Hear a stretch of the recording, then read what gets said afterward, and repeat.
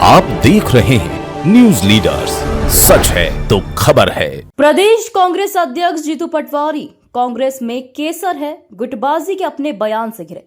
बयान के बाद बीजेपी के जनसंपर्क विभाग पर फोड़ा ठिकरा। मीडिया हाउस को बीजेपी देती है मसाला। संगठन में एकजुटता की होती है बात। संगठन को एकजुटता के लिए ग्रुप विजन समाप्त करने के लिए करेंगे काम। बीजेपी के चूल्हे हिलाकर रहेंगे। महू में 27 जनवरी को जय बापू, जय भीम, जय संविधान के राहुल गांधी, प्रियंका गांधी की मौजूदगी में होने वाले आयोजन का निमंत्रण कांग्रेस कार्यकर्ताओं को देने खरगोन पहुंचे थे जीतू पटवारी। खरगोन में अरुण यादव और सचिन यादव के साथ नहीं आने पर गुटबाजी की बात पर भंजी की शादी कहकर किया बचाव।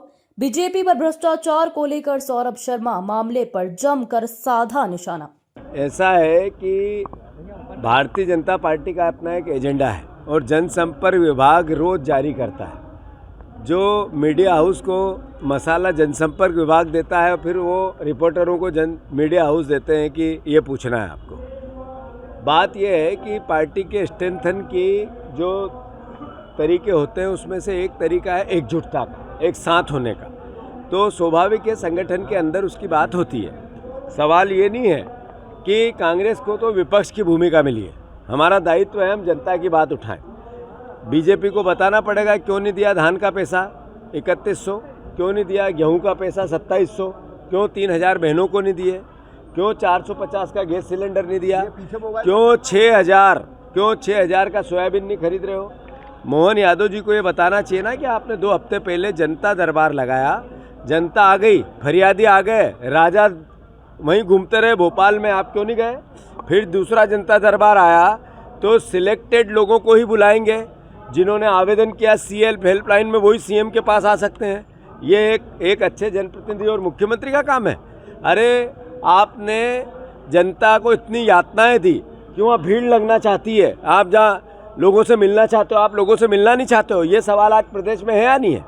आप बाबा साहब अम्बेडकर का अपमान करते हो, आप संविधान का अपमान करते हो, आप आरक्षण को चुनौती देते हो। इस देश का जो मूल मर्म है प्रेम प्यार मोहब्बत का, उसको आप चुनौती देते हो। 1 साल हुआ प्रदेश में 5 लाख करोड़ के कर्ज में मोहन यादव ले गए प्रदेश को। आखिर किस तरह का प्रदेश बन रहा है। जिनने सवाल पूछा उन पर भी 70,000 का कर्जा है। आपके पोते बेटे पे भी है, आपके पिता पे भी है, मेरे पिता पे है। एक भी नागरिक मध्य प्रदेश का नहीं बचा जो 60-70 हज़ार के कर्ज में नहीं है। क्या हालात कर दिया आपने प्रदेश में। जिस तरह की भयावहता है करप्शन की।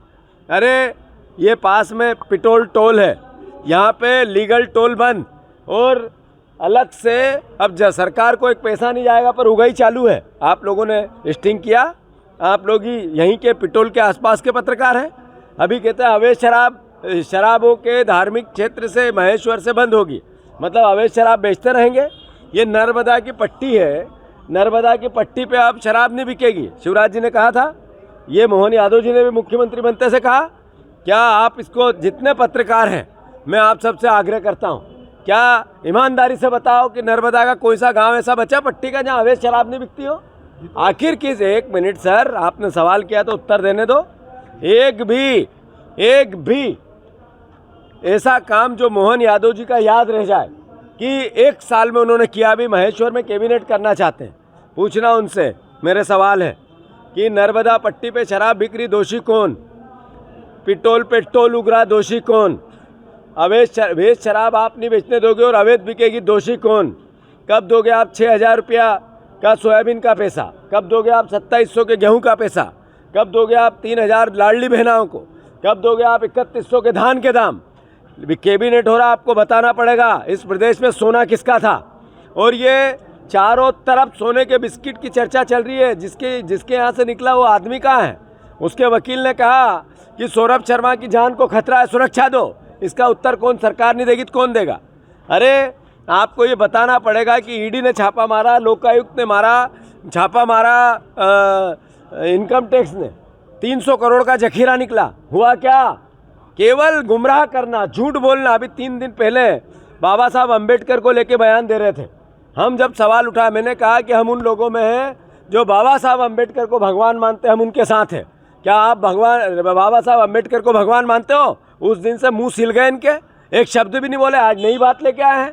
अरे हमारी पार्टी के संगठन को अच्छे से चलाने के लिए हमें अगर ग्रुपिज्म का समाप्त करना पड़ेगा तो करेंगे, और दिलेरी से करेंगे, एकजुटता से करेंगे और बार बार बात करेंगे।